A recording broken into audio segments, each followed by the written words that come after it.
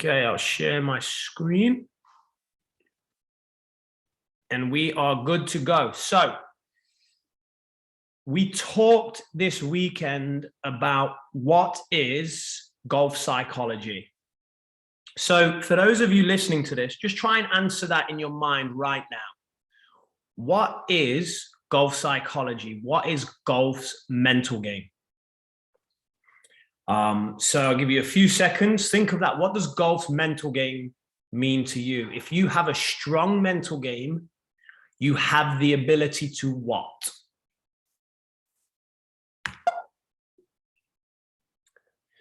And then in class, I gave my definition. So over coaching for 14 years, for studying, reading, researching, it can mean so many things to so many people. But at core, myself, the coaches, all of you guys, all the students, to the parents that are going to watch this, we want a strong mental game to mean something very simple. It means you have the ability to get your thoughts and your feelings to match your intention. So if you walk onto this hole, your intention might be to hit the ball on the green. Your intention might be to make birdie. Your intention might be to win the tournament. And if that's your intention, we have to train you, and you guys have to commit to and develop the ability to get your thoughts and your feelings to match this intention. So if my dad walked onto this tee, he might say, holy smoke, look at all that water. Don't make double bogey. Don't make double bogey. Don't chunk it. Don't chunk it. Don't embarrass yourself. Those kind of thoughts are outcome thoughts. So the score that we make on a hole, where we are on the leaderboard, what other people are going to think of us, outcomes are very, very low control. Very low control. We cannot control our score. We cannot control what other people think. We cannot control where we are on the leaderboard. We cannot control winning. And as a human, if you try and control what you can't control, you'll be stressed. And this will take you further away from your intention. So, as part of the core mental performance program, what we're doing is we're training you to have process thoughts. So a process thought is something you can control.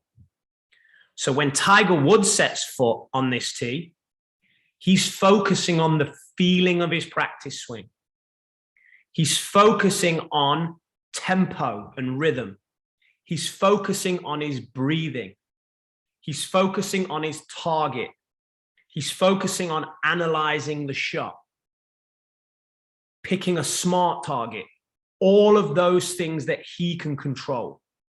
So the process, or sometimes we would call it the pre-shot routine, but where we place our mind, the process of hitting a golf shot, thinking and engaging in the process, because it's high control, can help us relax.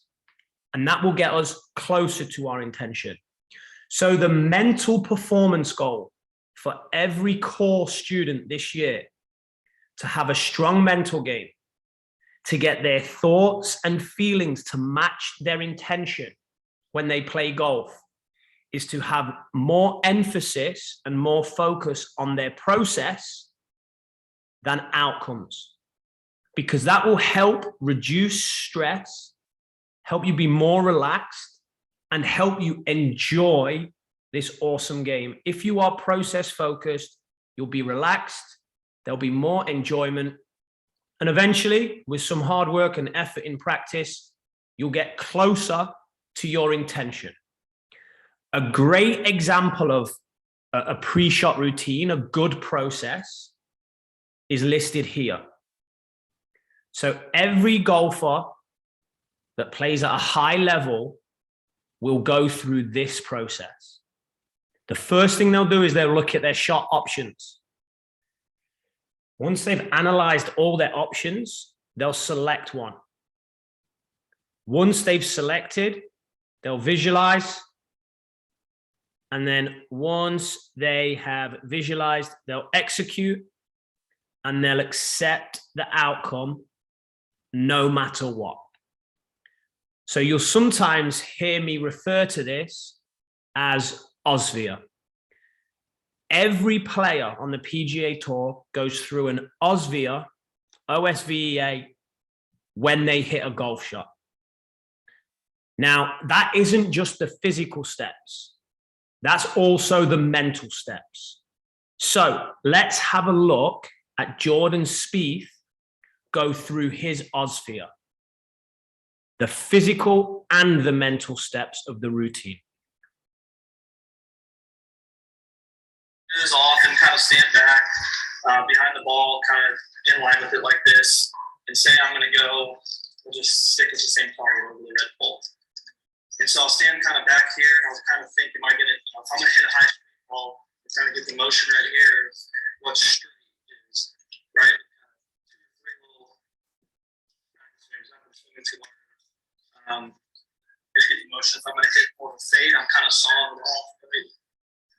It's a little different in those two swings, just to kind of get that motion. I step back, see the shot. So I normally stand kind of in this position, look at where that ball is going to travel up in the air, where it's going to drop, the depth that it's going to land. Is it going to fly that bunker out there? Is it going to land just right at it, just left of it? And then from there, I step in, still kind of eye on the target, set the club down right where I want it to be started. I like to kind of just get set up in a nice, comfortable, powerful position, pointing at the target with that same swing that you just rehearsed.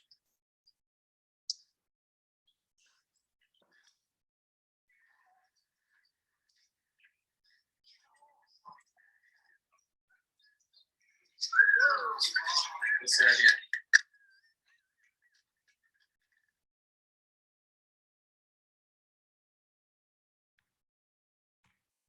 So that's a great example of Jordan Spieth's physical steps, i.e. moving in the practice swing, but also what he's focusing on. So when Spieth is making a practice swing, he's not thinking about hitting it in the water. He's not thinking about winning the tournament. He's actually engaged in, okay, what shot am I going to hit? And what does that feel like? So the practice swings have subtle differences.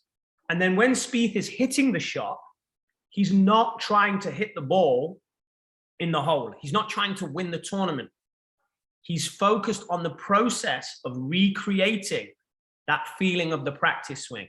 So what his mental focus does, excuse me, it takes golf, which can often be stressful and complex sport, and makes it very simple. Feel the shot, target, target, target, get over the ball, recreate feel. Very simple and a great performance mindset. A process that will help him get his thoughts and his feelings to match his intention. So at KOHR, we're going to work towards that.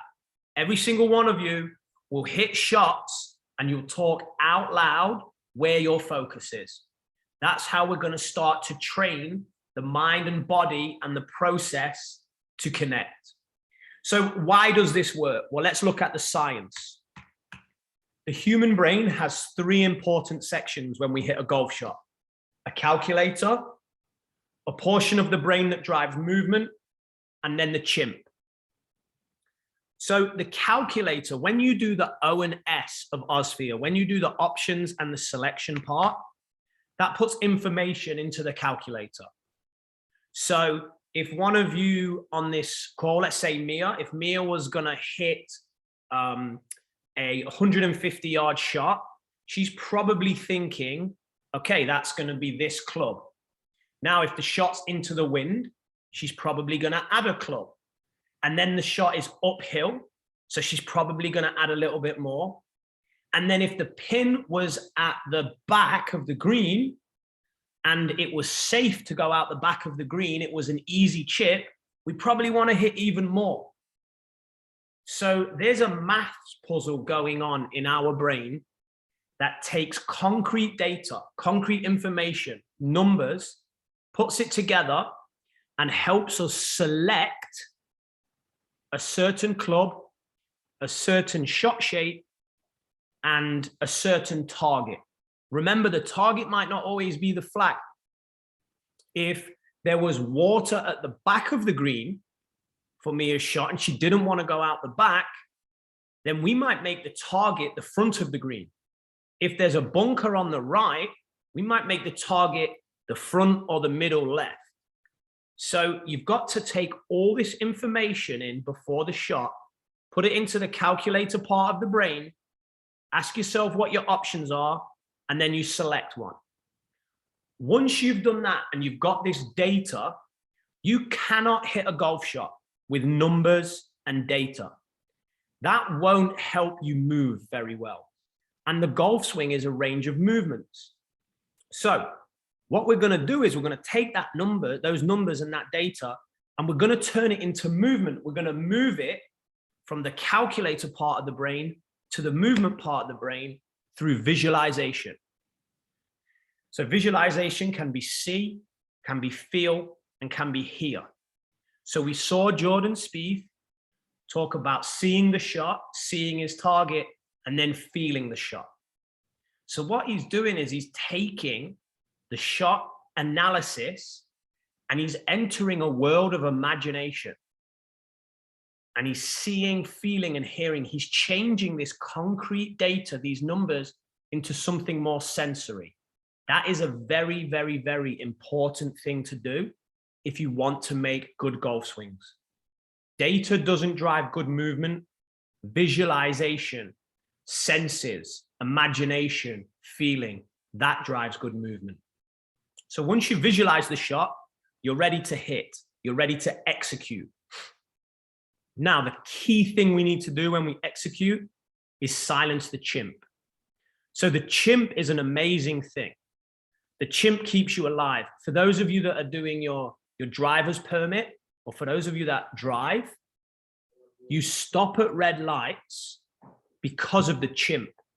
The chimp is going to tell you, no, there's danger. You must stop your car. You might get a ticket, even worse, you might hit someone else. You could get injured. So the chimp helps keep you alive.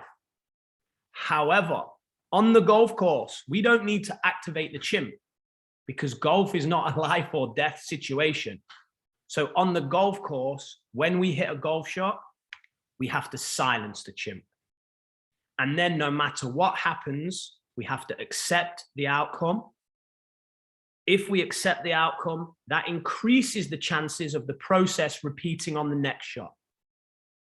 Two great ways I think we can accept is we can have a scorecard where we grade our process. So we write our score down at the end of the hole. That's an outcome. So, oh, I just had 6 strokes, but I'm going to give my routine 8 out of 10 because I silenced the chimp and I visualized really well. Unfortunately, I just selected the wrong club. So we want to, at core, we want to value the process and our pre-shot routine or our Osphere more than we value the number of strokes we took on that hole. If you can do that, you will be developing the ability to get your thoughts and your feelings to match your intention. So that's one way that we can accept. The other way is to breathe. If we breathe in the post-shot routine, those crazy things we say to ourselves, like, I should quit, I suck, I'm never going to make it to college, why do I bother? All of those things we won't say to ourselves if we take a breath, because getting oxygen to the chimp, helping him relax, will help him chill out, and that will help us chill out and enjoy playing more and get us closer to getting our thoughts and feelings to match our intention. So that's an overview of golf psychology and Osphere. Now, I want you to imagine you're Jordan Spieth, sports psychologist. So the job I do for you, when you guys phone me, I'm going to really think,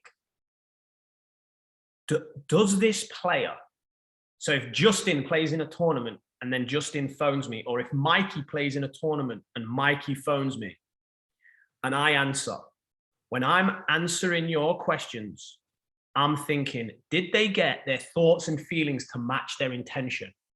Were they process focused? If so, yes, they did. Were they outcome focused? If so, no, they didn't. And what was their osvia? Did they visualize the shot well? Did they silence the chimp? Did they put enough information into the calculator? That's where my mind is going. So I want you right now to do my job with Jordan Spieth. Listen to this interview. Was he process focused? Did he get his T plus F to equal his I? Thoughts, feelings, intentions. And what happened? If there was a breakdown, what part of his OSVEA, what part of his OSVIA broke down? What did you learn today? I mean, just I learned what I learned in 2014, and it's just stay committed on 12. It's a 150-yard shot, and I feel like I can bleed it next to the hole, and it's a stock 9-iron for me. But that hole, for whatever reason, just has people's numbers. So stay committed behind the bunker. It was really one swing. 10 and 11, you can take bogeys there. I was still 2 under for the tournament with a couple par 5s left. My goal for the day was 4 under. So we were still right on pace. I just didn't take that extra deep breath. Michael said, hit it right here, hit it right here. And I remember just getting over the ball thinking I'm just going to go ahead and hit a little cut to the hole. And that's what I did in 2014. And it cost me the tournament then too. That was the right club. It's just the wrong shot. I was more comfortable hitting a draw with my irons. And I knew that every time I played fades this week, that shot kind of came out. And, I just, at the time, you're going to throw all bad swings away. And you're just going to focus on how confident you can step into that shot. And that's what I did. But the swing just wasn't quite there to produce the right ball flight. So, ultimately, I should have just played a draw on that hole. Okay. So you guys have an opportunity. If someone wants to come off mute and suggest where Spieth perhaps went wrong, did he get his thoughts and feelings to match his intention, or was he outcome focused? And what part of that video represents that he was outcome focused? And then go on, yeah. Oh. Carry on. Is this Well, just... I think he was outcome focused because, yeah. Awesome. Fire away, Justin. Well, I think he was outcome focused because he talked to his caddy about like what he was going to do, and they made a plan. And then when he stood over the ball, he just decided to like switch his mind, and he was thinking about putting it close to the hole. He should have been thinking about his swing. Excellent. So let's examine that. So what letter of OSVEA broke down, do you think? Was it the options, the selection, the visualization, the execution, or the acceptance? I'm not really sure. I think it was like definitely a couple of them though. It wasn't like just one.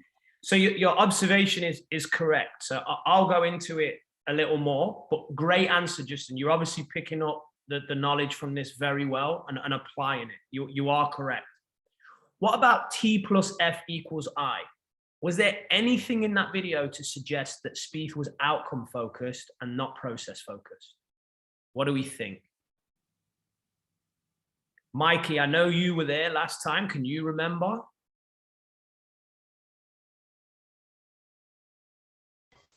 I think it was that he just, his thoughts and feelings were just like not connected, I guess.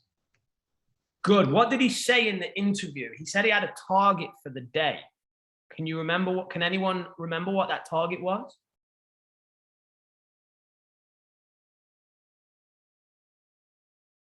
So I want you guys to listen to this back on the recording. But the first thing I noticed is Spieth had a target for the day and it was 4 under. So that's a score goal. That's something that you cannot control. Okay, so he set himself a goal that might get him stressed, a target goal. And then Justin was right. He set up and he selected to hit a draw, but then got over the golf ball.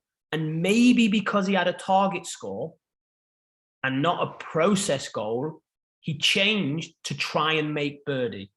So this is the last slide. I'm going to give you my analysis through this screen. So the dream team, right? Jordan Spieth, Michael Greller, looking at their shot options. Now, there's two options: fade to the hole, draw to the center of the green. Which ones do they select? At this point, the selection was a draw to the center of the hole. Michael said, hit it right here, hit it right here. Now, we know from that first video, Spieth is now, he's agreed that with his caddy, and he's going to enter visualization. So how does Spieth visualize? He's feeling draw. We know that. He says that in the first video. And his eyes are on the target. Feeling draw, eyes on target. Then what does Spieth do? Walks to the ball. And then he has one job: to silence the chimp. Now, he doesn't do that on this occasion. The chimp says to him, hey, bro, you wanted to be 4 under for the day, and you're only now 2. Danny Willett's closing the gap. You've got to win the Masters. Don't mess it up again like you did 2 years ago. Let's make a birdie. Just hit fade. Make birdie. Make birdie. Target's 4 under. So he got a little bit of outcome, or too much outcome, that took him away from his process. And instead of hitting the draw, he just changed to the fade. So listening to that interview, my advice to Spieth would be, instead of setting a goal to be 4 under, an outcome goal, I would set a goal to have that extra deep breath on every shot and execute the shot. The feel that you created on the practice swing has to be the feel that you use going into the shot. And if those were his goals for the day, and not shooting 4 under or not winning, I think he could have potentially, not definitely, but potentially got his thoughts and feelings to match his intention on this shot, rather than changing to the fade and hitting it in the water. So that's everything that we went through. Does anyone have any questions on that?